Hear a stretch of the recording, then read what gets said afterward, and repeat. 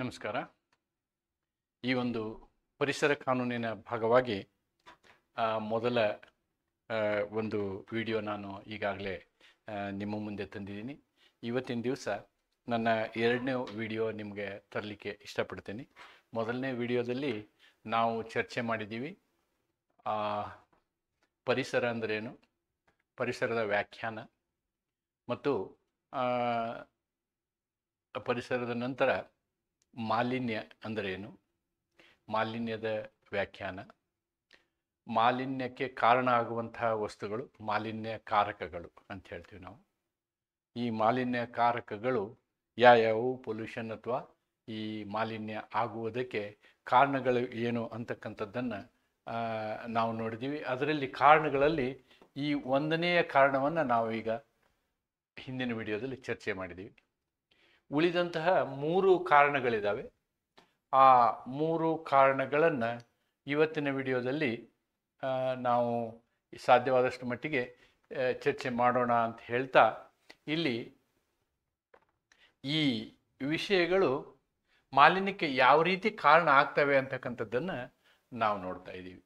ಈ ಪಾಪ್ಯುಲೇಷನ್ ಹೇಗೆ ಕಾರಣ ಆಗ್ತದೆ ಅಂತಕ್ಕಂಥದ್ದು 5-6 ಏನು ಪಾಯಿಂಟ್ಗಳನ್ನು ನಾನು ನಿಮಗೆ ಕೊಟ್ಟಿದ್ದೀನಿ. ಹಾಗೆಯೇ ಇವತ್ತು ಬಡತನದಿಂದ ಯಾವ ರೀತಿ ಮಾಲಿನ್ಯ ಆಗ್ತದೆ ಅಂತಕ್ಕಂಥದ್ದನ್ನು ಚರ್ಚೆ ಮಾಡೋಣ. ಬಡತನದಿಂದ ಹೌ ಪಾವರ್ಟಿ ಕಾಸಸ್ ಪೊಲ್ಯೂಷನ್, ದಾರಿದ್ರ್ಯವು ಮಾಲಿನ್ಯಕ್ಕೆ ಹೇಗೆ ಕಾರಣವಾಗುತ್ತದೆ. ಈ ದಾರಿದ್ರ್ಯ ಶಬ್ದಕ್ಕೆ ನೀವು ಬಡತನ ಅಂತಲೂ ಬರೀಬೋದು. ಬಡತನ ಇದು ಹೇಗೆ ಕಾರಣ ಆಗ್ತದೆ ಅಂತಕ್ಕಂಥದ್ದನ್ನು ಇವತ್ತಿನ ಒಂದು ಈ ಕ್ಲಾಸ್ನಲ್ಲಿ ನಾವು ಚರ್ಚೆ ಮಾಡೋಣ. ಇದರ ಮೊದಲನೆಯ ಒಂದು ವಿಷಯವೇ ಅರಣ್ಯನಾಶ, ಡಿಫಾರೆಸ್ಟೇಷನ್. ಈ ಡಿಫಾರೆಸ್ಟೇಷನ್ ನಾವು ಬದುಕಿಗಾಗಿ ಮಾಡಬೇಕಾಗ್ತದೆ. ಬಡತನ ಇದ್ದಾಗ ಈ ನಾವು ಬದುಕಿ ಉಳಿಯೋದಕ್ಕೆ ಅಲ್ಟಿಮೇಟ್ಲಿ ಈ ಒಂದು ಪರಿಸ್ಥಿತಿಗೆ ನಾವು ಒಳಪಡ್ತೀವಿ. ಈ ಒಂದು ಪರಿಸ್ಥಿತಿಗೆ ನಾವು ಒಳಪಡ್ತೀವಿ ಅಂತಕ್ಕಂಥದ್ದನ್ನು ನಾವಿಲ್ಲಿ ನೋಡ್ಬೋದು. ಅನಿವಾರ್ಯ, ಇದು ಮಾಡದೇ ಇರೋಕ್ಕಾಗೋದಿಲ್ಲ. ಅಂದರೆ ನಾವೇನು ಮಾಡಬೇಕಾಗಿದ್ರೆ ಬಡತನದ ನಿವಾರಣೆಯನ್ನು ಮಾಡಬೇಕು. ಬಡತನದಿಂದ ಹೇಗೆ ಆಗ್ತದೆ ಅಂತ ನಾವು ನೋಡಿದಾಗ, poor communities often rely on cutting down trees for firewood. ನೋಡಿ, ಅವ್ರು ಏನು ಮಾಡ್ತಾರೆ ಅಂತಂದರೆ, ದಿನನಿತ್ಯದ ತಮ್ಮ ಒಲೆ ಹೊತ್ತಿಸ್ಲಿಕ್ಕೆ ಏನು ಮಾಡ್ತಾರೆ, ಅವರು ಈ ಅರಣ್ಯದ ಗಿಡ ಮರಗಳ ಮೇಲೆ ಅವಲಂಬಿತರಾಗ್ತಾರೆ. And that will lead to deforestation ಮತ್ತು ಮಣ್ಣಿನ ಸವಕಳಿಗೆ ಅದು ಕಾರಣ ಆಗ್ತದೆ. ಇದರಿಂದ ಬಯೋಡೈವರ್ಸಿಟಿ, ಜೈವಿಕ ವೈವಿಧ್ಯತೆ ಏನಿದೆ ಅದರ ಮೇಲೆಯೂ ಕೂಡ ಪರಿಣಾಮ ಆಗ್ತದೆ ಅಂತಕ್ಕಂಥದ್ದನ್ನು ನೋಡ್ಬೋದು. Deforestation for survival, poor communities often rely on cutting down trees for firewood, leading to deforestation, soil erosion and biodiversity. By frequent attack on the forest by these poor people will definitely cause the effect of deforestation, which will cause for soil erosion, which will cause for biodiversity ಅಂತಕ್ಕಂಥದ್ದನ್ನು ನಾವು ನೋಡ್ಬೋದು. ಜೀವನೋಪಾಯಕ್ಕಾಗಿ ಅರಣ್ಯದ ನಾಶ. ಬಡತನದಲ್ಲಿರುವ ಜನರು ಇಂಧನಕ್ಕಾಗಿ ಮರಗಳನ್ನು ಕಡಿದುಕೊಳ್ಳುವುದರಿಂದ ಅನ್ನೋದ್ರ ಬದಲು ನೀವು ಕಡಿಯುವುದರಿಂದ ಅಂತ ಹೇಳ್ಬೋದು. ಕಡಿಯುವುದರಿಂದ ಅರಣ್ಯ ನಾಶ, ಮಣ್ಣಿನ ನಕ್ಷಯ ಮತ್ತು ಜೈವ ವೈವಿಧ್ಯತೆಯ ನಾಶವಾಗುತ್ತದೆ ಅಂತಕ್ಕಂಥ ಒಂದು ಮೊದಲ ಪಾಯಿಂಟನ್ನು ನೀವು ಇಲ್ಲಿ ನೆನ್ಪಿಟ್ಕೊಳ್ಳಿ. ಇನ್ನು ಎರಡನೆಯದು, ಬಡತನಕ್ಕೆ ಸಂಬಂಧಪಟ್ಟಂತಹ ಎರಡನೇ ಪಾಯಿಂಟ್, ಇಂಪ್ರಾಪರ್ ವೇಸ್ಟ್ ಡಿಸ್ಪೋಸಲ್. ನೋಡಿ, ವೇಸ್ಟ್, ನಾವು ದಿನನಿತ್ಯದ ನಮ್ದು ಏನಿರ್ತದೆ, ತ್ಯಾಜ್ಯ ಇರ್ತದೆ. ದಿನನಿತ್ಯದಲ್ಲಿ ನಾವು ತ್ಯಾಜ್ಯವನ್ನು ಪ್ರೊಡ್ಯೂಸ್ ಮಾಡ್ತೀವಿ. ಮನೆಯಲ್ಲಿ ಇದ್ದರೆ ಅದು ವೆಟ್ ವೇಸ್ಟ್, ಡ್ರೈ ವೇಸ್ಟ್ ಎಲ್ಲ ಅದರಲ್ಲಿ ಇರ್ತದೆ. ಅದನ್ನು ಈ ಬಡತನದಲ್ಲಿರ್ತಕ್ಕಂಥವ್ರು ಏನು ಮಾಡ್ತಾರೆ ಅನ್ನೋದನ್ನು ನೋಡೋಣ. Improper waste disposal due to lack of waste management systems. ನೋಡಿ, ಶಹರದಲ್ಲಿ ವೇಸ್ಟ್ ಮ್ಯಾನೇಜ್ಮೆಂಟ್ ಸಿಸ್ಟಮ್ ಇರುತ್ತೆ, ಆದರೆ ಈ ಕಾಲನಿಗಳಲ್ಲಿ, ಸ್ಲಮ್ಗಳಲ್ಲಿ ಅಥವಾ ಬಡತನದಿಂದ ಜೀವಿಸುವಂತಹ ಒಂದು ಏನು ಅವ್ರದ್ದೊಂದು ಗುಂಪು ಇರ್ತದೆ, ಅಲ್ಲಿ ಅದಕ್ಕೆಲ್ಲ ಅವಕಾಶ ಇರೋದಿಲ್ಲ. ಆದ್ದರಿಂದ ಏನಾಗುತ್ತೆ, ಅಲ್ಲಿ garbage, plastics, sewage are often dumped in the open area. ನೋಡಿ, ಅಲ್ಲಿ ಏನು ತ್ಯಾಜ್ಯ ಇರ್ತದೆ, ಕಸದ ತ್ಯಾಜ್ಯ ಆಗಲಿ, ಪ್ಲಾಸ್ಟಿಕ್ಗಳಾಗಲಿ, ಅಥವಾ ಇನ್ನೊಂದೇನು ಅಂತಂದ್ರೆ ಈ ಏನು ಹೇಳ್ತೀವಿ ನಾವು, ಸೀವೇಜ್ ಅಂತಂದ್ರೆ ಈ ಚರಂಡಿಯ ನೀರು ಅಂತ ಹೇಳ್ಬೋದು ನಾವು. ಚರಂಡಿಯ ನೀರು ಇವೆಲ್ಲವನ್ನು ನಾವೇನು ಮಾಡ್ತೀವಿ, ಓಪನ್ ಪ್ಲೇಸಲ್ಲಿ ಬಿಟ್ಬಿಡ್ತೀವಿ, ಡಂಪ್ಡ್ ಇನ್ ಓಪನ್ ಏರಿಯಾಸ್. ಆಮೇಲೆ ಅದು ನದಿಗೆ ಹೋಗುವಂಗೆ ಮಾಡ್ತೀವಿ, ಮತ್ತು ರಸ್ತೆಯ ಮೇಲೆ ಹರಿಯುವಂಗೆ ಮಾಡ್ತೀವಿ. Causing land and water pollution. ಇದರಿಂದ ಏನಾಗುತ್ತೆ, ಭೂಮಿ ಮತ್ತು ನೀರಿನ ಮಾಲಿನ್ಯ ಉಂಟಾಗ್ತದೆ. ತಪ್ಪಾದ ತ್ಯಾಜ್ಯ ನಿರ್ವಹಣೆ, ತ್ಯಾಜ್ಯ ವಿಲೇವಾರಿ ವ್ಯವಸ್ಥೆಯ ಕೊರತೆಯಿಂದ, ಬಡತನದಲ್ಲಿರುವಂತಹ ಒಂದು ಏನು ವ್ಯವಸ್ಥೆ ಇರುವಂತಹ ಸ್ಲಮ್ಗಳಿರ್ತಾವಲ್ಲ, ಅಲ್ಲಿ ಈ ವ್ಯವಸ್ಥೆ ಇರುವುದಿಲ್ಲ. ಆದ್ದರಿಂದ ಪ್ಲಾಸ್ಟಿಕ್ಕು, ಕಸದ ತ್ಯಾಜ್ಯ ಮತ್ತು ನವಗಾಲಿ ಮಳೆಯನ್ನು, ಸೀವೇಜ್ ನೀವು ಚರಂಡಿ ನೀರು ಅಂತ ಹೇಳ್ಬೋದು. ಇದಕ್ಕೆ ಚರಂಡಿ ನೀರು ಯನ್ನು ತೆರವುಗೊಳಿಸದೆ ತೆರೆದ ಜಾಗದಲ್ಲಿ ನದಿಗಳಲ್ಲಿ ಮತ್ತು ಬೀದಿಗಳಲ್ಲಿ ಬಿಡಲಾಗುತ್ತದೆ, ಎಸೆಯಲಾಗುತ್ತದೆ. ಇದರಿಂದ ಭೂಮಿ ಮತ್ತು ನೀರಿನ ಮಾಲಿನ್ಯ ಉಂಟಾಗುತ್ತದೆ ಅನ್ನೋದನ್ನು ನಾವು ಎರಡನೇ ಕಾರಣವಾಗಿ, ಈ ಬಡತನದ ವಿಷಯದಲ್ಲಿ ಎರಡನೇ ಕಾರಣವಾಗಿ ತಗೋಬಹುದು. ಮೂರನೇ ಕಾರಣ ಏನು ನೋಡಿ, ಯೂಸ್ ಆಫ್ ಪೊಲ್ಯೂಟಿಂಗ್ ಫ್ಯೂಯಲ್ಸ್. ನಾವು ಉರುವಲಿಗೆ ಏನು ಉಪಯೋಗ ಮಾಡ್ತೀವಿ, ಇಂಧನ ಬಳಕೆ ಅಂತ ಹೇಳ್ತೀವಿ ನಾವು. ಇಂಧನ ಬಳಕೆ ಏನು ಮಾಡ್ತೀವಿ ನಾವು ಅಂದರೆ, ನಾವು ಇಂಧನಕ್ಕೆ ಬಳಸುವಂತಹ ವಸ್ತುಗಳು ಅದನ್ನು ಸುಡುವುದರಿಂದ ಏನಾಗುತ್ತೆ, ಮಾಲಿನ್ಯ ಉಂಟಾಗುತ್ತೆ. ಪ್ರಮುಖವಾಗಿ ವಾಯು ಮಾಲಿನ್ಯ ಉಂಟಾಗುತ್ತದೆ.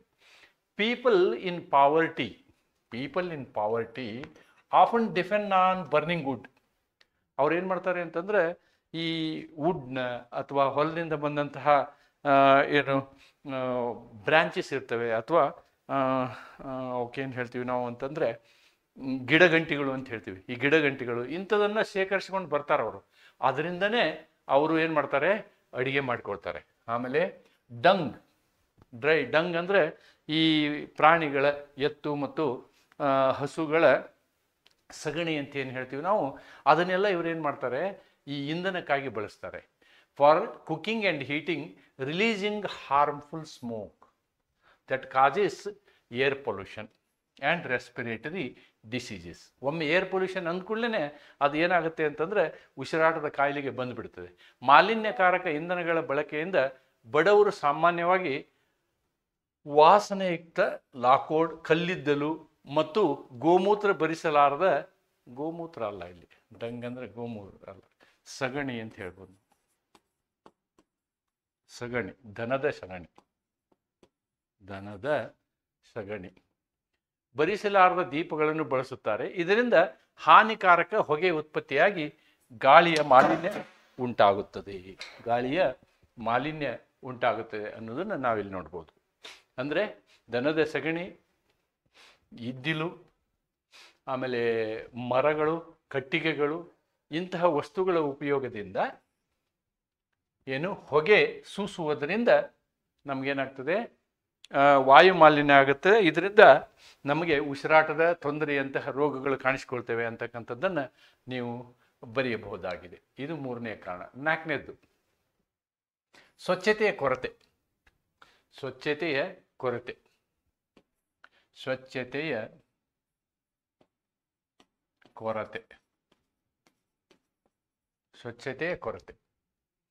Poor sanitation facilities lead to open defecation and untreated sewage, contaminating water sources and spreading diseases. ನೋಡಿ, ಪೂವರ್ ಸ್ಯಾನಿಟೇಷನ್ ಅಂದರೆ ಇಲ್ಲಿ ಶೌಚಾಲಯಗಳ ಕೊರತೆಯಿಂದ ಏನಾಗುತ್ತೆ, ಜನರು ತಮ್ಮ ದಿನನಿತ್ಯದ ಕಾರ್ಯಗಳಿಗೆ ಓಪನ್ ಜಾಗದಲ್ಲೇ ಹೋಗಬೇಕಾಗತ್ತೆ. ಆದ್ದರಿಂದ ಏನಾಗುತ್ತೆ, ಅಲ್ಲಿ ಓಪನ್ ಜಾಗದಲ್ಲಿ ಹೋದಂತಹ ವೇಸ್ಟು ಅದರ ಮೇಲೆ ನೀರು ಬಿದ್ದು ನೀರಿನ ಮಾಲಿನ್ಯ ಆಗ್ಬೋದು, ಭೂಮಿಯ ಮಾಲಿನ್ಯ ಆಗ್ಬೋದು ಅಂತಕ್ಕಂಥದ್ದನ್ನು, ಆಮೇಲೆ ಇದರಿಂದ ರೋಗಗಳು ಹರಡುವಂತಹ ಸಾಧ್ಯತೆಗಳು ಇರ್ತವೆ. ಶೌಚಾಲಯಗಳ ಕೊರತೆಯಿಂದ ಮತ್ತು ಮುಕ್ತ ಪ್ರಕಾರ ಅಥವಾ ಅಪರಿಷ್ಕೃತ ನೌಗಾಲಿ ಮಲ ಸಾರಣೆಯ ಪರಿಣಾಮವಾಗಿ ನೀರಿನ ಮಾಲಿನ್ಯ ಉಂಟಾಗುತ್ತದೆ ಮತ್ತು ಹಾನಿಕಾರಕ ರೋಗಗಳು ಹರಡುತ್ತವೆ ಅಂತಕ್ಕಂಥದ್ದನ್ನು ನೀವು 4ನೆಯ ಕಾರಣವಾಗಿ ಕೊಡ್ಬೋದು. 5ನೇ ಕಾರಣ, ಎಲ್ಲೆಲ್ಲಿ ಪಾವರ್ಟಿ ಇರ್ತದೋ ಅದು ಓವರ್ ಕ್ರೌಡೆಡ್ ಇರ್ತದೆ. Over crowded and polluted living conditions. ಇದಕ್ಕೆ ಇನ್ನೊಂದು ಹೆಸರು ನಾವು ಏನಂತೀವಿ? ಸ್ಲಮ್ಸ್ ಅಂತೀವಿ. They are called as slums. ಅತಿ ಹೆಚ್ಚಾದ ಜನಸಂಖ್ಯೆ ಒಂದು ಕಡೆ ಸೇರ್ಕೊಂಡ್ಬಿಡ್ತದೆ, ಅದು ಇನ್ನೊಂದು ರೀತಿಯ ಸಮಸ್ಯೆ. Slums and densely populated areas have poor ventilation, unclean water, excessive waste accumulation contributing to environmental degradation. ಜನ ಜಾಸ್ತಿಯಾಗಿ ಎಲ್ಲ ಸಮಸ್ಯೆಗಳು ಆಗ್ತವೆ. ಏನು? ಅತಿಯಾದ ಜನಸಂಖ್ಯೆ ಇಂದ ಮಾಲಿನ್ಯಗೊಳ್ಳುವ ವಾಸಸ್ಥಳಗಳು, ಕುಂದು ಬಡಾವಣೆಗಳು, ಸಾಂದ್ರವಾಗಿ ಜನಸಂಖ್ಯೆಗಿಳಿದ ಪ್ರದೇಶಗಳು, ವಾತಾಯನರಹಿತ ಮನೆಗಳು, ಮಾಲಿನ್ಯಗೊಳ್ಳುವ ನೀರು ಮತ್ತು ಹೆಚ್ಚಿನ ತ್ಯಾಜ್ಯ ಸಂಗ್ರಹಣೆಯಿಂದ ಪರಿಸರಕ್ಕೆ ಹಾನಿಯಾಗುತ್ತದೆ ಅಂತಕ್ಕಂಥದ್ದನ್ನು ನಾವು ಈ ಒಂದು ಸಂದರ್ಭದಲ್ಲಿ ನೋಡ್ಬೋದು. ಇನ್ನು 6ನೇದು, industrial and urban pollution. Many poor people work in industries. ನೋಡಿ, ಒಂದು ಕಾರ್ಖಾನೆಯಲ್ಲಿ ಕೆಲಸ ಮಾಡೋರು ಸಾಮಾನ್ಯವಾಗಿ ಲೇಬರ್ ಕ್ಲಾಸ್ ಅಂತೀವಿ ನಾವು, ಬಡವರೇ. With little environmental regulation. ಅವ್ರಿಗೆ ಎನ್ವಿರಾನ್ಮೆಂಟಲ್ನ ರೆಗ್ಯುಲೇಷನ್ಗಳು ಯಾವುದೂ ಇರಲ್ಲ. Leading to excessive pollution from factories, chemical waste and toxic emissions. ಇವರು ಬಡವರು, ಕಾರ್ಖಾನೆಯಲ್ಲಿ ಕೆಲಸ ಮಾಡುವಂಥವರು, ಈ ಎಲ್ಲ ಅನೇಕ ಬಡವರು ಪರಿಸರ ನಿಯಂತ್ರಣ ಕಡಿಮೆ ಇರುವ ಕೈಗಾರಿಕೆಗಳಲ್ಲಿ, ಅಂದರೆ ಈ ಕೈಗಾರಿಕೆಗಳಲ್ಲಿಯೂ ಪರಿಸರ ವ್ಯವಸ್ಥೆ ಅಥವಾ ಪರಿಸರಕ್ಕೆ ಕಾಪಾಡಿಕೊಳ್ಳುವಂಥ ವ್ಯವಸ್ಥೆ ಇರುವುದಿಲ್ಲ, ಅಂತಲ್ಲಿ ಕೆಲಸ ಮಾಡ್ತಾರೆ. ಇದರಿಂದ ರಾಸಾಯನಿಕ ತ್ಯಾಜ್ಯ, ವಿಷಕಾರಿ ವಾಯುಗಳ ಹೊರಸೂಸುವಿಕೆ ಮತ್ತೊಂದು ಉಂಟಾಗುತ್ತೆ ಅಂತಕ್ಕಂಥದ್ದು ಈ ಒಂದು ಪಾಯಿಂಟ್ ಹೇಳ್ತದೆ. ಇವೆಲ್ಲವುಗಳನ್ನು ನಾವೊಂದು 5-6 ಪಾಯಿಂಟ್ಗಳನ್ನು ನಾನು ಇಲ್ಲಿ ಕ್ರೋಢೀಕರಿಸಿದ್ದೀನಿ. ಈ ಎಲ್ಲ ಪಾಯಿಂಟ್ಗಳನ್ನು ನಾವೇನು ಮಾಡ್ಬೋದು, ಬಡತನ ವಿಷಯಕ್ಕೆ ಸಂಬಂಧಪಟ್ಟಂತೆ ಈ ಎಲ್ಲ ಪಾಯಿಂಟ್ಗಳನ್ನು ನೀವು ಪರೀಕ್ಷೆಯಲ್ಲಿ ಬರೆಯಬಹುದಾಗಿದೆ. ಆದ್ದರಿಂದ ನಮ್ಮ ಉಪಸಂಹಾರ ಏನಂದರೆ, ಯಾವುದು ಬಡತನದ ವಿಷಯದಲ್ಲಿ ಏನು ಹೇಳೋದಾದರೆ, ದಾರಿದ್ರ್ಯದಿಂದ ಅಥವಾ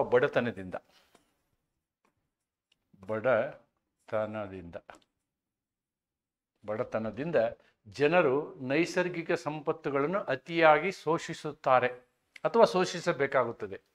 ಮತ್ತು ಅಸಂಧ ತ್ಯಾಜ್ಯ ನಿರ್ವಹಣೆಯಿಂದಾಗಿ, ತ್ಯಾಜ್ಯ ನಿರ್ವಹಣೆ ಸರಿಯಾಗಿರುವುದಿಲ್ಲ ಇವ್ರದ್ದು, ನೀರು ಹಾಗೂ ಭೂಮಿ ಮಾಲಿನ್ಯಗೊಳ್ಳುತ್ತದೆ. ಮುಖ್ಯವಾಗಿ ನೀರು ಮತ್ತು ಭೂಮಿಯನ್ನು ಮಾಲಿನ್ಯಗೊಳಿಸುವಂತಹ ಕಾರಣಕ್ಕೆ ಈ ಒಂದು ವ್ಯವಸ್ಥೆ ಆಗ್ತದೆ ಅಂತೆ. Poverty forces people to exploit natural resources unsustainably and live in unhealthy conditions, which increases their water and land pollution.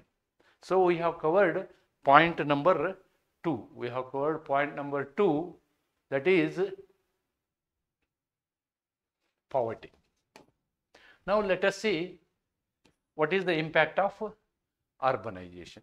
Our next point is urbanization. We will see what is the impact of urbanization, how urbanization creates. ಇದರಲ್ಲಿ ಈ ಬಡತನದ ವಿಷಯದಲ್ಲಿ ಒಂದು ಪ್ರಕರಣ ಇದೆ. ಈ ಪ್ರಕರಣವನ್ನು ಕೂಡ ನಾವು ನೋಡ್ಬೋದು ಇಲ್ಲಿ. Before I am going to urbanisation, we can discuss this case law also. Famous case law. ನಾನು ಭಾಳಷ್ಟು ಸಲ ಹಿಂದಿನ ನಿಮ್ಮ ಸೆಮಿಸ್ಟರ್ನಲ್ಲಿ ಫಂಡಮೆಂಟಲ್ ರೈಟ್ಸ್ ವಿಷಯದಲ್ಲೂ ನಾನು ವೋಲ್ಗಾ ಟೆಲಿಸ್ ಕೇಸನ್ನು ಆರ್ಟಿಕಲ್ 21 ಹೇಳುವಾಗ ರೆಫರ್ ಮಾಡಿದ್ದೀನಿ ಅಂತ ಅಂದ್ಕೊಳ್ತೀನಿ. Volga Tellis versus State of Bombay ಪ್ರಕರಣದಲ್ಲಿ ಏನಾಗುತ್ತೆ ಅಂತಂದರೆ, ಈ ಜನರುಗಳು ಸ್ಲಮ್ನಲ್ಲಿ ಜೀವಿಸ್ತಿರ್ತಾರೆ. ಈ ವಾಸ ಮಾಡಿದಂತಹ ಜನರನ್ನು ಅಲ್ಲಿಂದ ಒಕ್ಕಲೆಬ್ಬಿಸ್ತಾರೆ. They are made to vacate because they had a law. According to law, anybody who is staying in unauthorised construction, the building can be demolished. That was the law. Using that law, Bombay municipality demolished all the slum areas, and these people who were living there were homeless on the roads. Idu situation. Illi Supreme Court ಇದನ್ನು ಬಹಳ ರೀತಿಯಲ್ಲಿ ಖಂಡಿಸ್ತದೆ. It says it is violation of Article 21, right to life and personal liberty ಅಂಥೇಳಿ ಸರ್ವೋಚ್ಚ ನ್ಯಾಯಾಲಯ ಹೇಳ್ತದೆ. ಇದನ್ನು ನಾವು ಮೂಲಭೂತ ಹಕ್ಕಿನ ವಿಷಯ ಅನುಚ್ಛೇದ 21ನ್ನು ಚರ್ಚೆ ಮಾಡುವಾಗ ನಾವು ಇದನ್ನು ನಿಮ್ಗೆ ಹೇಳಿದ್ದೀನಿ. ಇದರ ಜೊತೆಗೆ ಸುಪ್ರೀಂ ಕೋರ್ಟ್ ಈ ಮಾತನ್ನು ಹೇಳುತ್ತೆ.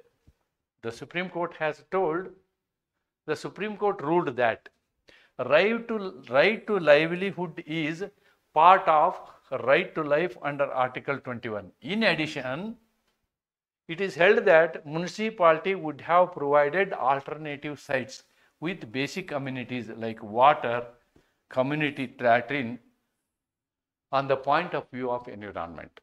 ನಾವು ಪರಿಸರವನ್ನು ಗಮನದಲ್ಲಿಟ್ಟುಕೊಂಡು ಈ ಕ್ರಮ ಕೈಗೊಳ್ಳುವ ಸಂದರ್ಭದಲ್ಲಿ ಇಂತಹ ಬಡವರಿಗೆ ಪರ್ಯಾಯವಾಗಿ ವಾಸಿಸುವ ವ್ಯವಸ್ಥೆಯನ್ನು ಮಾಡಿ, ಅವರಿಗೆ ಕಮ್ಯುನಿಟಿ ಲ್ಯಾಟ್ರಿನ್ಗಳನ್ನು ಇಂತಹ ವ್ಯವಸ್ಥೆಯನ್ನು ಮಾಡಿ, ತದನಂತರದಲ್ಲಿ ಈ ಒಂದು ಡೆಮಾಲಿಷನ್ ಮಾಡಬೇಕಿತ್ತು. ಮೊದಲೇ ಮಾಡಿದ ತಪ್ಪು ಅಂತಕ್ಕಂಥ ನಿರ್ಣಯವನ್ನು ಓಲ್ಗಾ ಟೆಲಿಸ್ ಪ್ರಕರಣದಲ್ಲಿ ಹೇಳಲಾಗ್ತದೆ. ಅದೇ ಓಲ್ಗಾ ಟೆಲಿಸ್ ಪ್ರಕರಣವನ್ನು ನಾನಿಲ್ಲಿ ಕನ್ನಡದಲ್ಲಿ ನಿಮಗೆ ವಿವರಿಸಿದ್ದೀನಿ. ಇದರಲ್ಲಿ ನಮಗೆ ಮುಖ್ಯವಾಗಿ ಈ ಕೊನೆಯ ಒಂದು ತೀರ್ಮಾನ ನಮಗೆ ಬಹಳ ಮುಖ್ಯ. ಜೊತೆಗೆ ಮಹಾನಗರ ಪಾಲಿಕೆಯಿಂದ ಪರಿಸರದ ದೃಷ್ಟಿಯಿಂದ ಮೂಲಭೂತ ಸೌಕರ್ಯವಾದ ನೀರು, ಸಮುದಾಯ ಶೌಚಾಲಯಗಳು ಇತ್ಯಾದಿಗಳು ಇರುವ ಪರ್ಯಾಯ ಸ್ಥಳಗಳನ್ನು ಒದಗಿಸಬೇಕಾಗಿತ್ತು ಎಂಬ ನಿರ್ಧಾರವನ್ನು ತೆಗೆದುಕೊಳ್ಳುತ್ತದೆ. ಉಳಿದಿದ್ದೆಲ್ಲ article 21 it relates to fundamental rights ಅಂತಕ್ಕಂಥದ್ದನ್ನು ಹೇಳ್ತಾ ಈಗ ಮುಂದಿನ ವಿಷಯಕ್ಕೆ ನಾವು ಹೋಗೋಣ. The third one is urbanisation. ನಗರೀಕರಣದಿಂದ ಯಾವ ರೀತಿಯ ಮಾಲಿನ್ಯ ಉಂಟಾಗುತ್ತದೆ ಅಂತಕ್ಕಂಥದ್ದನ್ನು ನಾವು ಈ ಒಂದು ಸ್ಲೈಡ್ನಲ್ಲಿ ನೋಡ್ತೀವಿ. Urbanisation leads to increased population due to rapid population growth, industrialisation and infrastructure expansion. ನಗರೀಕರಣದಿಂದ ಏನಾಗುತ್ತೆ? ಜನಸಂಖ್ಯೆ ಹೆಚ್ಚಾಗುತ್ತೆ. ನಂಬರ್ 1 ಜನಸಂಖ್ಯೆ ಹೆಚ್ಚಾಗುತ್ತೆ. ನಂಬರ್ 2 ಇಂಡಸ್ಟ್ರಿ ಹೆಚ್ಚಾಗ್ತವೆ. ನಂಬರ್ 3 ಕನ್ಸ್ಟ್ರಕ್ಷನ್ ವರ್ಕ್ ಹೆಚ್ಚಾಗ್ತವೆ. ಇವೆಲ್ಲವೂ ಕೂಡ ನೇರವಾಗಿ ಮಾಲಿನ್ಯಕ್ಕೆ ಕಾರಣ ಆಗ್ತವೆ. ನಗರೀಕರಣವು ಜನಸಂಖ್ಯೆ ಹೆಚ್ಚಳ, ಕೈಗಾರಿಕೆಗಳ ವೃದ್ಧಿ ಮತ್ತು ಮೂಲಸೌಕರ್ಯಗಳ ವಿಸ್ತರಣೆಯಿಂದ ಮಾಲಿನ್ಯವನ್ನು ಹೆಚ್ಚಿಸುತ್ತವೆ. ಅದಕ್ಕೆ ಸಂಬಂಧಪಟ್ಟಂತಹ ಕಾರಣಗಳು: 1 ಇಂಡಸ್ಟ್ರಿಯಲ್ ಗ್ರೋತ್. ನಗರೀಕರಣದಿಂದ ಇಂಡಸ್ಟ್ರಿಯಲ್ ಗ್ರೋತ್ ಆಗುತ್ತೆ, ಕೈಗಾರಿಕೆಯ ವೃದ್ಧಿ ಆಗ್ತದೆ. ಫ್ಯಾಕ್ಟ್ರೀಸ್ ಆ್ಯಂಡ್ ಇಂಡಸ್ಟ್ರೀಸ್ ಆಗೋದ್ರಿಂದ ಏನಾಗುತ್ತೆ? They release all these things, toxic gases, chemicals ಮತ್ತು ವೇಸ್ಟ್, ತ್ಯಾಜ್ಯವನ್ನು, ಅಂದರೆ ವಿಷಕಾರಿ ಅನಿಲಗಳನ್ನು, ರಾಸಾಯನಿಕಗಳನ್ನು ಮತ್ತು ತ್ಯಾಜ್ಯಗಳನ್ನು. ವಿಷಕಾರಿ ಅನಿಲ, ಆಮೇಲೆ ರಾಸಾಯನಿಕ ಮತ್ತು ತ್ಯಾಜ್ಯಗಳನ್ನು ಹೆಚ್ಚು ಪ್ರೊಡ್ಯೂಸ್ ಮಾಡ್ತವೆ ಯಾವುವು? ಇಂಡಸ್ಟ್ರಿಗಳು. ಕೈಗಾರಿಕೆಗಳು ವಿಷಕಾರಿ ಅನಿಲಗಳು, ರಾಸಾಯನಿಕಗಳು ಮತ್ತು ತ್ಯಾಜ್ಯವನ್ನು ಹೊರಸೂಸುವುದರಿಂದ ನೀರು ಮತ್ತು ಮಣ್ಣಿನ ಮೇಲೆ, ನೀರು, ವಾಯು ಮತ್ತು ಮಣ್ಣಿನ ಮೇಲೆ, ಎಲ್ಲದರ ಮೇಲೆಯೂ ಆಗುತ್ತೆ. ಇಂಡಸ್ಟ್ರಿಯಿಂದ ವಾಯು ಮತ್ತು ಮಣ್ಣಿನ ಮೇಲೆ ಏನು ಮಾಲಿನ್ಯದ ಪರಿಣಾಮವನ್ನು ಉಂಟು ಮಾಡ್ತವೆ. ಇದು ನಮ್ಮ ಮೊದಲನೇ ಕಾರಣ. ಇಂಡಸ್ಟ್ರಿಗೆ ಸಂಬಂಧಪಟ್ಟಂಥ 2ನೇ ಕಾರಣ ನೋಡಿ. ಒಮ್ಮೆ ಏನು ನಗರೀಕರಣ ಆಯಿತು ಅಂತಂದರೆ ಏನಾಗುತ್ತೆ? ವೆಹಿಕಲ್ಗಳು ಜಾಸ್ತಿ ಆಗ್ತವೆ, ವಾಹನಗಳು ಜಾಸ್ತಿ ಆಗ್ತವೆ. ವಾಹನಗಳು ಹೆಚ್ಚಾಗೋದ್ರಿಂದ ವಾಹನದಿಂದ ಹೊಗೆ ಸೂಸುವಿಕೆ ಇದೆಯಲ್ಲ, ಇದರಿಂದನೂ ನಮಗೇನಾಗುತ್ತೆ? ಪೊಲ್ಯೂಷನ್ನು ಹೆಚ್ಚಾಗುತ್ತೆ. More people in cities mean more vehicles, leading to higher carbon emissions, smoke, noise pollution. Higher carbon, even lead emission ಕೂಡ ಆಗುತ್ತೆ. ಇವೆಲ್ಲ ಬಹಳ ಅಪಾಯಕಾರಿ ವಸ್ತುಗಳು. ವಾಹನಗಳಿಂದ ಉತ್ಸುಂಗವಾಗುವ ಹೊಗೆ.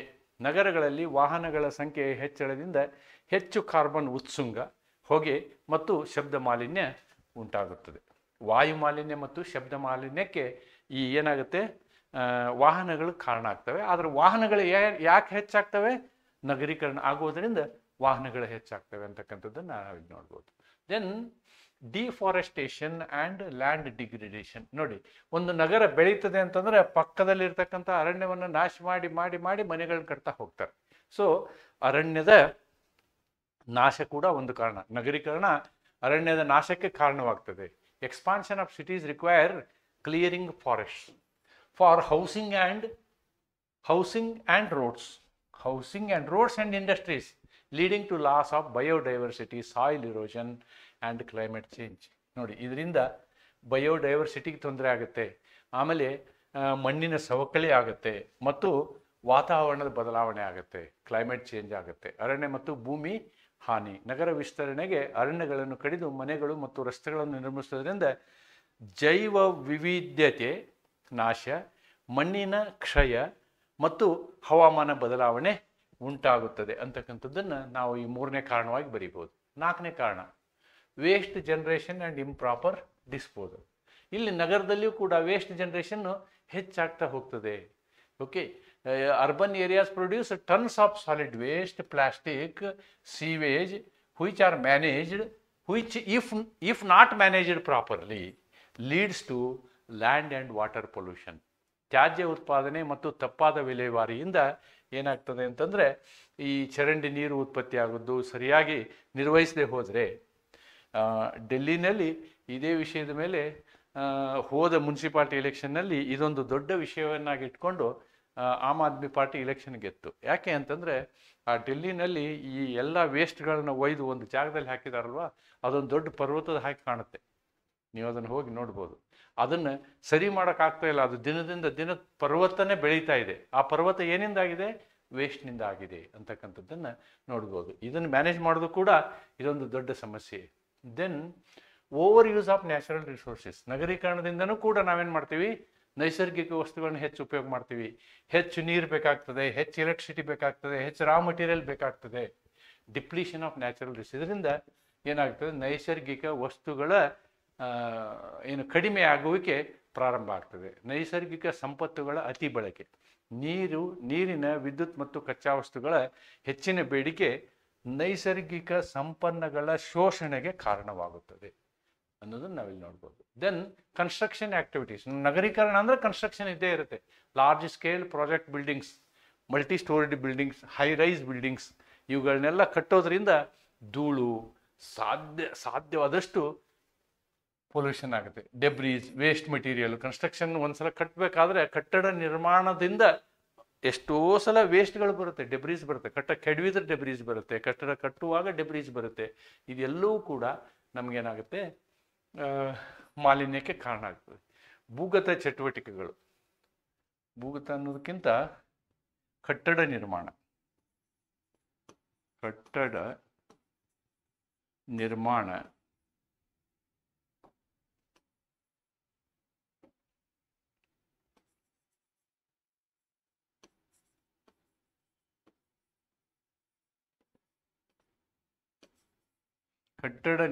ಚಟುವಟಿಕೆಗಳು ಇಲ್ಲಿದೆ. ಅದು ರಸ್ತೆ ನಿರ್ಮಾಣ, ಧೂಳಿನ ಕಣಗಳು, ಅವಶೇಷಗಳು, ರಾಸಾಯನಿಕ ಮಾಲಿನ್ಯ ಉಂಟಾಗುತ್ತದೆ.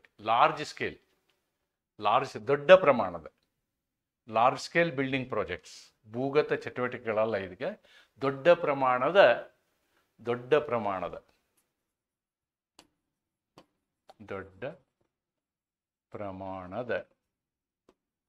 ಕಟ್ಟಡ ನಿರ್ಮಾಣ ಕೆಲಸ ಅಂತ ಹೇಳ್ಬೋದು ನಾವು.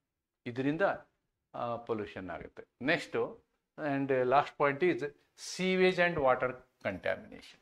ನೋಡಿ, ಪೂವರ್ ಸ್ಯಾನಿಟೇಷನ್ ಆ್ಯಂಡ್ ಸೀನೇಜ್ system result in untreated sewage mixing with water bodies causing health hazards and water pollution. ಇವರೇನು ವೇಸ್ಟ್ನ ಬಿಡ್ತಾರೋ ಇದು ಎಲ್ಲೇ ಹೋಗಿ ಒಂದು ನದಿಗೆ ಸೇರುತ್ತೆ. ಆ ನದಿಯ ನೀರನ್ನು ಪುನಃ ನಾವು ಉಪಯೋಗ ಮಾಡ್ತೀವಿ. ಅದು ಏನಾಗುತ್ತೆ? ನಮಗೆ ನೀರಿನ ಮಾಲಿನ್ಯಕ್ಕೆ ಕಾರಣ ಆಗ್ತದೆ. ಅಷ್ಟೇ ಅಲ್ಲ, ಎಷ್ಟೋ ಸಲ ಒಂದು ಸಿಟಿನಲ್ಲಿ ಒಂದು ಡ್ರೈನೇಜ್ ಪೈಪು, ಅದರ ಪಕ್ಕ ನಿಮ್ಮ ನೀರಿನ ಪೈಪು ಹೋಗ್ತಾ ಇರ್ತದೆ. ಡ್ರೈನೇಜು ಲೀಕೇಜಲ್ಲಿ ಇರ್ತದೆ, ನೀರಿನ ಪೈಪು ಒಂದು ಹೋಲ್ ಆಗ್ತದೆ. ಎಷ್ಟೋ ಸಲ ಈ ಡ್ರೈನೇಜಿನ ನೀರು ನಮಗೆ ಏನಾಗುತ್ತೆ? ಕುಡಿಯುವ ಅಥವಾ ನಾವು ಉಪಯೋಗಿಸೋ ನೀರಿನಲ್ಲಿ ಬರುವಂತಹ ಅನೇಕ ಸಂದರ್ಭಗಳು ಇರ್ತವೆ ಅಂತಕ್ಕಂಥದ್ದು ನೋಡ್ಬೋದು. ಆದ್ದರಿಂದ ಇಲ್ಲಿ ನಾವು ಉಪಸಂಹಾರವನ್ನು ಏನು ಮಾಡೋದಂದರೆ, ನಗರೀಕರಣದ ವಿಷಯದಲ್ಲಿ ಉಪಸಂಹಾರವನ್ನು ನಾವು ಮಾಡೋದಾದರೆ urbanisation contributes significantly to pollution. ತುಂಬ ಪ್ರಾಮುಖ್ಯವಾಗಿ ಬೈ ಇನ್ಕ್ರೀಸಿಂಗ್ ವೇಸ್ಟ್, ತ್ಯಾಜ್ಯವನ್ನು, ಎಮಿಷನ್ನನ್ನು, ಡಿಫಾರೆಸ್ಟೇಷನ್ನ, ರಿಸೋರ್ಸ್ ಕನ್ಸಂಪ್ಷನನ್ನು, ಇವೆಲ್ಲವುಗಳನ್ನು ತಿಂದು ಹಾಕ್ತದೆ ಅದು. Proper urban planning and sustainable development are necessary. ನೋಡಿ, ಇವೆರಡೂ ಬೇಕಾಗುತ್ತೆ ನಮಗೆ. ಅರ್ಬನ್ ಪ್ಲಾನಿಂಗ್ ಇರಬೇಕು ಮತ್ತು ಸಸ್ಟೈನೇಬಲ್ ಡೆವಲಪ್ಮೆಂಟನ್ನು ಮಾಡಬೇಕು. Are necessary to reduce environmental damage. ಈ ಸಸ್ಟೈನೇಬಲ್ ಡೆವಲಪ್ಮೆಂಟ್ ಅಂತಕ್ಕಂಥದ್ದನ್ನೇ ನಾವು ವಿಶೇಷವಾಗಿ ಕಲಿಬೇಕಾಗ್ತದೆ. ಆವಾಗ ಅದರ ವಿವರಣೆಯನ್ನು ನಾನು ನಿಮಗೆ ಕೊಡ್ತೀನಿ. ಈ ಉಪಸಂಹಾರ ಏನು ಹೇಳ್ತಿರ್ತದೆ, ನಗರೀಕರಣವು ತ್ಯಾಜ್ಯ, ಹೊಗೆ, ಅರಣ್ಯ ನಾಶ ಮತ್ತು ಸಂಪತ್ತುಗಳ ಅತಿಯಾದ ಬಳಕೆಯಿಂದ ಮಾಲಿನ್ಯವನ್ನು ತೀವ್ರಗೊಳಿಸುತ್ತದೆ. ಪರಿಸರವನ್ನು ರಕ್ಷಿಸಲು ಸರಿಯಾದ ನಗರ ಯೋಜನೆ ಇರಬೇಕಾಗತ್ತೆ, ಸರಿಯಾದ ನಗರ ಯೋಜನೆ ಇರಬೇಕಾಗತ್ತೆ. ಮತ್ತು ಸುಸ್ಥಿರ ಅಭಿವೃದ್ಧಿ, ಇದಕ್ಕೆ ನೀವು ಸುಸ್ಥಿರ, ಇದನ್ನು ಸುಸ್ಥಿರ ಅಂತ ಬರ್ಕೊಳ್ಳಿ. This can be called as ಸುಸ್ಥಿರ.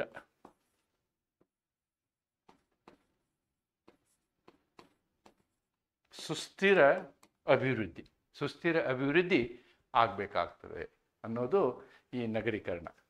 ಈಗ ಕೊನೆಗೆ ಉಳಿದಿರುವಂತಹ ಇನ್ನೊಂದು ಹೆಡ್ಡಿಂಗ್ ನಮಗೆ ಇಂಡಸ್ಟ್ರಿಯಿಂದ, industrialisation. Fourth point, we are discussing the fourth point of pollution. Due to industry, due to industry how the pollution happens. All these things are inter related. ನಾವು ಕಾರಣಗಳನ್ನು ತಗೊಂಡಿರೋದ್ರಿಂದ ನಾವು ಪಾಯಿಂಟ್ಗಳು ರಿಪೀಟ್ ಆಗುತ್ತೆ ಅಂತ ಅನಿಸುತ್ತೆ ನಿಮಗೆ, ಬಟ್ ಅನಿವಾರ್ಯ. ನಾವು ಈ ಶಬ್ದಗಳನ್ನ ಈ ರೀತಿ ಕ್ಲಾಸಿಫಿಕೇಶನ್ ಮಾಡಿ ಒಂದೊಂದಕ್ಕೆ ಸಂಬಂಧ ಇರುವಂತಹ ವಿಷಯಗಳನ್ನ ನಾವು ಚರ್ಚೆ ಮಾಡ್ತಾ ಇರೋದ್ರಿಂದ, ಮತ್ತು all these things are inter related. ನೀವು ಇಂಟರ್ ರಿಲೇಟ್ ಮಾಡ್ಕೊಂಡು ಎಲ್ಲನೂ ರಿಲೇಟ್ ಮಾಡ್ಕೊಂಡು ಬರಿಬೋದು, but that will create A complexion. ಅದ್ರ ಬದಲು ನೀವು ಒಂದೊಂದಾಗಿ ವಿವರಿಸೋದು ಒಳ್ಳೆಯದು ಅಂಥೇಳಿ ಆ ರೀತಿಯಲ್ಲಿ ನಾನು ನಿಮ್ಮನ್ನು ತೆಗೆದುಕೊಂಡು ಹೋಗ್ತಾ ಇದ್ದೀನಿ. ಉದ್ಯಮೀಕರಣದಿಂದ ಉಂಟಾಗುವಂತಹ ಮಾಲಿನ್ಯಕ್ಕೆ ಕಾರಣಗಳು. Industrialisation has a significantly contributed to the pollution due to the large scale production of goods, increased energy consumption and waste generated. 3 important ಪಾಯಿಂಟ್ಗಳನ್ನ ನಾನು ಇಲ್ಲಿ ನಿಮ್ಗೆ ಹೇಳಿದ್ದೀನಿ. ಇವನು ಒಂದೊಂದಾಗಿ ನಾವು ಚರ್ಚೆ ಮಾಡೋಣ. ಒಂದು ನೋಡಿ, ಇಂಡಸ್ಟ್ರಿಯಲೈಸೇಷನಿಂದ ಮೊದಲು ಏನಾಗೋದು, ಇದೊಂದು ಇಂಡಸ್ಟ್ರಿ ಅಂದರೆ ಈ ಟವರಿಂದ ನಿಮಗೆ ಹೊಗೆ ಹೋಗುತ್ತದೆ, ಇದು ಸ್ಟಾರ್ಟ್. ನೀವು ಭದ್ರಾವತಿ ಹತ್ತಿರ ಹೋದರೆ ಗೊತ್ತಾಗುತ್ತೆ ನಿಮಗೆ ಹೊಗೆಯ ಪರಿಣಾಮ. Factories release harmful gases like carbon dioxide, sulphur dioxide and nitrogen oxide, burning fossils leading to smog, acid rain and respiratory diseases. ನೋಡಿ, it creates a smog like thing, fog like things. Fog ಅಂದರೆ ಅದರಲ್ಲಿ ಏನು ಮಾಲಿನ್ಯ ಇರಲಿಕ್ಕಿಲ್ಲ. ಅದೇ ಅದರೊಳಗೆ carbon dioxide, carbon monoxide, lead, ಇವೆಲ್ಲ dust particle ಎಲ್ಲ ಸೇರ್ಕೊಂಡ್ಬಿಟ್ರೆ it becomes smog. It creates a problem on the respiratory system ಅಂತಕ್ಕಂಥದ್ದು ಬಹಳ ಮುಖ್ಯ. Acid rain, another important word I have used here is acid rain. What is acid rain? ಇಲ್ಲಿರ್ತಕ್ಕಂಥ ಈ ಏನು carbon dioxide, ಆಮೇಲೆ nitrogen oxide ಅಥವಾ sulphur dioxide ಇವು ಮೇಲೆ ಹೋದಾಗ they will create acid by chemically reacting with water. For example, H2O plus SO2. These two combination will give rise to H2SO4, sulfuric acid. ಅದೇ nitric oxide ಆದರೆ nitric acid. ಈ ರೀತಿಯಾದಂತಹ ಆ್ಯಸಿಡ್ಗಳನ್ನ HNO3 ಮಾಡುತ್ತೆ ಅದು. It will create HNO3 or H2SO4. ಇವು ಮಾಲಿನ್ಯಗಳು ಮೇಲೆ ಹೋಗ್ತವೆ. ಅದೇ ಥರನಾಗಿ ಮಳೆ ಆಗ್ತದೆ. ಆದಂತಹ ಮಳೆಯಲ್ಲಿರ್ತಕ್ಕಂತಹ ನೀರನ್ನು ಅಥವಾ ಹ್ಯುಮಿಡಿಟಿಯಲ್ಲಿ ಇರ್ತಕ್ಕಂತಹ ನೀರು ಏನಾಗುತ್ತೆ ಅಂತಂದರೆ ಅದು ಆ್ಯಸಿಡ್ಡಿಗೆ ಕಾರಣ ಆಗ್ತದೆ. ಆ ಆ್ಯಸಿಡ್ ಏನಾಗುತ್ತೆ, ಭೂಮಿ ಮೇಲೆ ಬೀಳುತ್ತೆ. ಇದೇ ರೀತಿ ಈ ಥರ ಆದಂತಹ ಒಂದು ಪ್ರಕರಣ ತಾಜ್ ಟ್ರೆಪಿಜಿಯಂ ಕೇಸ್ ಅಂತ ಹೇಳ್ತೀವಿ ನಾವು. ಅಲ್ಲಿ MC Mehta versus union of India ಕೇಸಲ್ಲಿ ತಾಜ್ ಮಹಲ್ ಈ ರೀತಿಯಾದಂತಹ ಪೊಲ್ಯೂಷನ್ನಿಂದ, ಏರ್ ಪೊಲ್ಯೂಷನ್ನಿಂದ ಬಿಳಿ ಇದ್ದಂಥ ಮಾರ್ಬಲ್ ಹಳದಿ ಆಗಕ್ಕೆ ಸ್ಟಾರ್ಟ್ ಆಯಿತು ಬಿಕಾಸ್ ಆಫ್ ಆ್ಯಸಿಡ್ ರೈನ್. ಆದ್ದರಿಂದ ಅಲ್ಲಿ ಅನೇಕ ಫ್ಯಾಕ್ಟ್ರಿಗಳನ್ನು ಬಂದ್ ಮಾಡಲಾಯಿತು. ಇದ್ದಂತಹ ಕೆಲವು ಫ್ಯಾಕ್ಟ್ರಿಗಳು, ಲೈಸೆನ್ಸ್ ತೊಗೊಂಡವರ ಫ್ಯಾಕ್ಟ್ರಿಗಳನ್ನು ಶಿಫ್ಟ್ ಮಾಡಲಾಯಿತು ಅನ್ನೋದನ್ನು ನಾವು ನೋಡ್ಬೋದು. ಇದು ವಾಯು ಮಾಲಿನ್ಯ ಅಂತಕ್ಕಂಥದ್ದು ಗಾಳಿ ಅಥವಾ ವಾಯು ಮಾಲಿನ್ಯ ಅಂತಕ್ಕಂಥದ್ದು ಹೇಗಾಗುತ್ತೆ ಅನ್ನೋದನ್ನು ನಾನು ನಿಮಗೆ ಎಕ್ಸ್ಪ್ಲೇನ್ ಮಾಡಿದ್ದೀನಿ. ಮತ್ತು ಇಲ್ಲಿ ಆಮ್ಲವೃಷ್ಟಿ ಅಂತ ಹೇಳ್ತಾರೆ, ಆ್ಯಸಿಡ್ ರೈನಿಗೆ ನಾವೇನು ಹೇಳ್ತೀವಿ, ಆಮ್ಲವೃಷ್ಟಿ ಯಾವ ರೀತಿ ಆಗ್ತದೆ ಅಂತಕ್ಕಂಥದ್ದನ್ನು ನಾನಿಲ್ಲಿ ಕನ್ನಡದಲ್ಲಿಯೂ ನಿಮಗೆ ವಿವರಣೆಯನ್ನು ಕೊಟ್ಟಿದ್ದೀನಿ ನಾನು. Next water pollution. ನೋಡಿ, ಇಂಡಸ್ಟ್ರಿಯಿಂದ ವಾಟರ್ ಪೊಲ್ಯೂಷನ್ನೇ ಆಗುತ್ತೆ. ಯಾಕೆ ಅಂತಂದರೆ ಇಂಡಸ್ಟ್ರಿಯಲ್ಲಿ ಬರ್ತಕ್ಕಂಥ ಎಲ್ಲ ವೇಸ್ಟ್ಗಳನ್ನ ಅವ್ರು ಹೊರಗೆ ಬಿಡಬೇಕು. ಅಲ್ಟಿಮೇಟ್ಲಿ ಅದು ಚರಂಡಿಗೆ ಹೋಗ್ತದೆ, ಯುಜಿಡಿಗೆ ಹೋಗ್ತದೆ, ಕೊನೆಗೆ ಯಾವುದೋ ಒಂದು ನದಿ ಸೇರಿಕೊಳ್ತದೆ. That is a very serious thing. In Delhi Yamuna is contaminated only because of industrial wastes ಅನ್ನೋದನ್ನು ನಾವು ಈಗಲೂ ನೋಡ್ಬೋದು. Industries discharge toxic chemicals, heavy metals, untreated waste into rivers, lakes and oceans, contaminating drinking water and harming aquatic life. ಜಲಚರ ಜೀವನಕ್ಕೆ ತೊಂದರೆ ಕೊಡ್ತವೆ. ಕೈಗಾರಿಕೆಗಳು ವಿಷಕಾರಿ ರಾಸಾಯನಿಕಗಳು, ಭಾರವಾದ ಲೋಹಗಳು ಮತ್ತು ಅಪರಿಷ್ಕೃತ ತ್ಯಾಜ್ಯವನ್ನು ನದಿಗಳು, ಕೆರೆಗಳು ಮತ್ತು ಸಮುದ್ರಗಳಿಗೆ ಬಿಡುತ್ತವೆ. ಇದರಿಂದ ನೀರು ಕೊಳಕುಗೊಳ್ಳುತ್ತದೆ, ಕುಡಿಯುವ ನೀರು ಕೊಳಕುಗೊಳ್ಳುತ್ತದೆ. ಪಾನೀಯ ಅನ್ನೋದಕ್ಕಿಂತ ಕುಡಿಯುವ, ಡ್ರಿಂಕಿಂಗ್ ವಾಟರ್, ಕುಡಿಯುವ ನೀರು ಅಂತ ಹೇಳ್ಬೋದು. ಇದರಿಂದ ಜಲಚರ ಜೀವಗಳು ಹಾನಿಗೊಳ್ಳುತ್ತವೆ. ಜಲಚರ ಜೀವಗಳು ಹಾನಿಗೊಳ್ಳುತ್ತವೆ. This is water pollution. Next comes the soil pollution. ಭೂಮಿ. Dumping of industrial waste, hazardous chemicals and non biodegradable materials. ಇವುಗಳನ್ನ ಭೂಮಿಯಲ್ಲಿ ಬಿಡ್ತಾರವರು. ಕೆಲವೊಮ್ಮೆ ಕೆಲವು ವಸ್ತುಗಳನ್ನ ಭೂಮಿಯಲ್ಲಿ ಹೂಳ್ಬೇಕಾಗತ್ತೆ. ಫಾರ್ ಎಕ್ಸಾಂಪಲ್, ಯುರೇನಿಯಂನ ನಾವು ಭೂಮಿಯಲ್ಲಿ ಹೂಳ್ತೀವಿ. ದೊಡ್ಡ ದೊಡ್ಡ ಮೆಟಲ್ ಇದರಲ್ಲಿ ಅದನ್ನು ಸೀಲ್ ಮಾಡಿ ಭೂಮಿಯಲ್ಲಿ ಆಳವಾಗಿ ಹೂಳ್ತೀವಿ ನಾವು.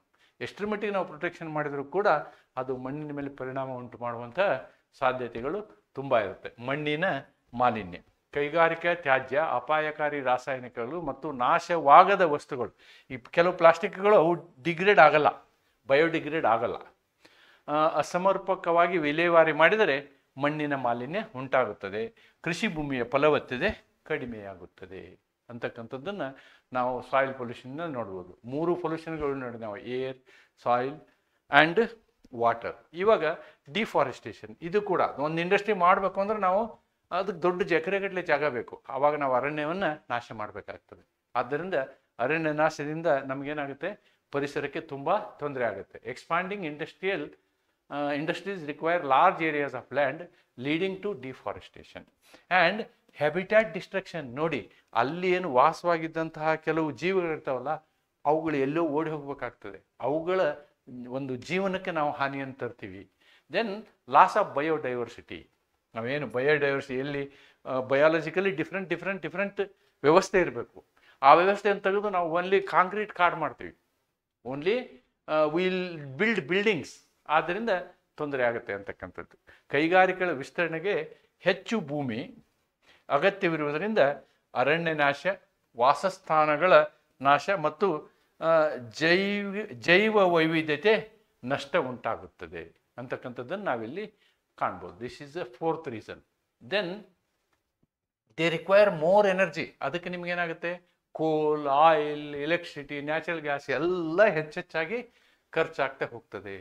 Industries require huge amount of energy, mostly from coal, oil and natural gas, which increases greenhouse gas emissions and global warming.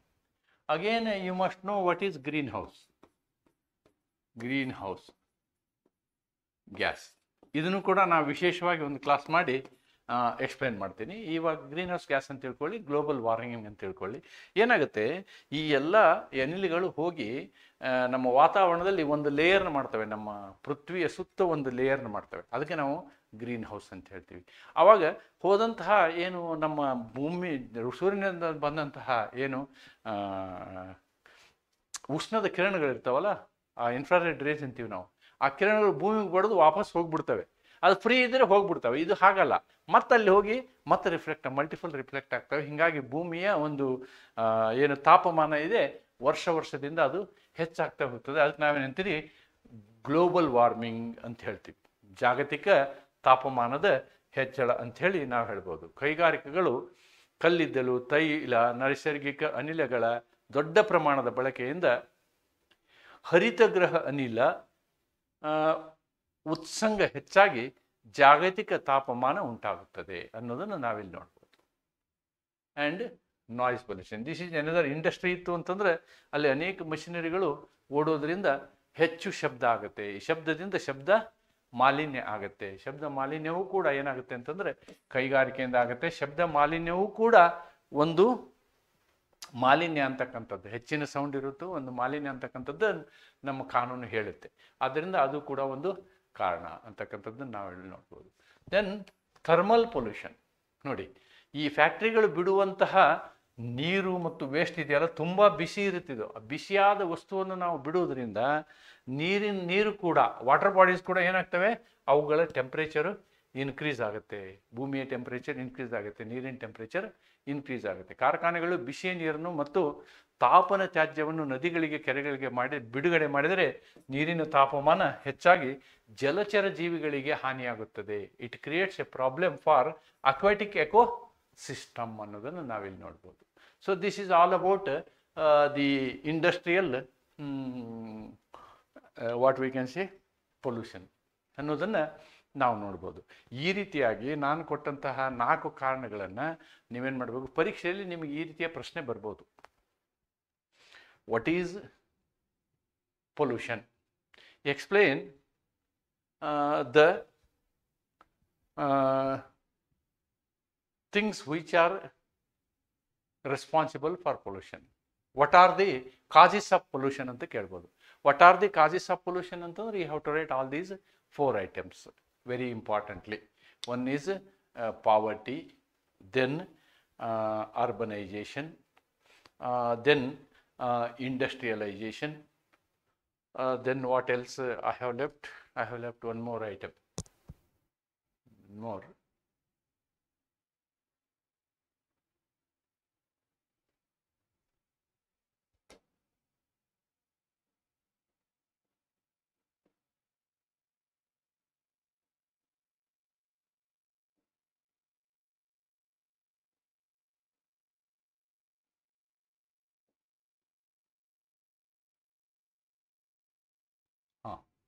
Population, poverty, urbanisation, industrialisation and population. ಈ 4 ಹೆಡ್ಡಿಂಗ್ಗಳ ಮೇಲೆ ನೀವು ಉತ್ತರವನ್ನು ಬರೀಬೇಕಾಗ್ತದೆ. ಆದ್ದರಿಂದ ವಿವರವಾದ 4 ಹೆಡ್ಡಿಂಗನ್ನು ನಾನು ನಿಮ್ಮ ಗಮನಕ್ಕೆ ತಂದಿದ್ದೀನಿ. ಇದಲ್ಲದೆ ಇತಿಹಾಸ ಈ ಒಂದು ಪಾವರ್ಟಿ ಪೊಲ್ಯೂಷನ್ ಬಗ್ಗೆ ಏನು ಹೇಳ್ತದೆ ಅನ್ನೋದನ್ನು ಬ್ರೀಫ್ ಆಗಿ ನಾವು ಕನ್ಕ್ಲೂಷನ್ನಲ್ಲಿ ಬರೆಯೋದಕ್ಕೋಸ್ಕರ I have taken some examples ಏನು ನೋಡೋಣ. The examples are these things. Case laws relating to industrial pollution. Industrial ಪೊಲ್ಯೂಷನ್ಗೆ ಸಂಬಂಧಪಟ್ಟಂಥ, ಅಥವಾ ಇಲ್ಲಿ ಏನು ಹೇಳ್ತಾರೆ ಅಂತಂದರೆ ನಿಮ್ಮ ಸಿಲೆಬಸ್ಸಲ್ಲಿ ಎನ್ವೈರನ್ಮೆಂಟಲ್ ಜ್ಯೂರಿಸ್ಪ್ರುಡೆನ್ಸ್ ಅಂತ ಹೇಳ್ತಾರೆ. The word they have used is environmental